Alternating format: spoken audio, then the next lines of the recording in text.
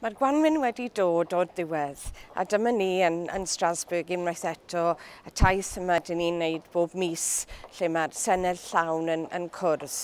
Mae Strasbwrg yn ddinas hyfryd dros ben yn enwedig yn yr haul, ond dyn ni ddim eisiau dod yma bob mis. Mae'r Senedd yr wythnos hon eto wedi pleidleisio dwywaith i beidio cael doi lle i gwrdd, i beidio teithio nôl ac ymlaen bob mis sy'n costio miliynau o bunnau heb sôn am yr effaith ar yr amgylchedd.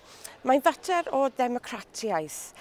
Bod y Senedd yn dweud, y mwyafrif o aelodau seneddol yn dweud, dyn ni ddim eisiau symud o gwmpas, dyn ni eisiau cwrdd mewn un lle, dyn ni ddim yn gallu newid y penderfyniad. Dim ond yr arweinwyr o'r gwledydd sy'n aelodau o'r Undeb Ewropeaidd sy'n gallu gwneud y penderfyniad yma. Mae rhaid i ni newid y reolau. Mae rhaid bod gan y Senedd yma y bobl i chi wedi ethol a'r hawl i newid pethau fel yna sydd yn y cytundeb sydd yn ffurfio sail yr Undeb Ewropeaidd. Mae yn fater o ddemocratiaeth. Mae rhaid i ni mynnu ar ôl yr etholiadau nesaf bod pethau yn newid. Mae rhaid i ni gael Ewrop sydd yn agored, sydd yn atebol ac sydd yn ddemocrataidd.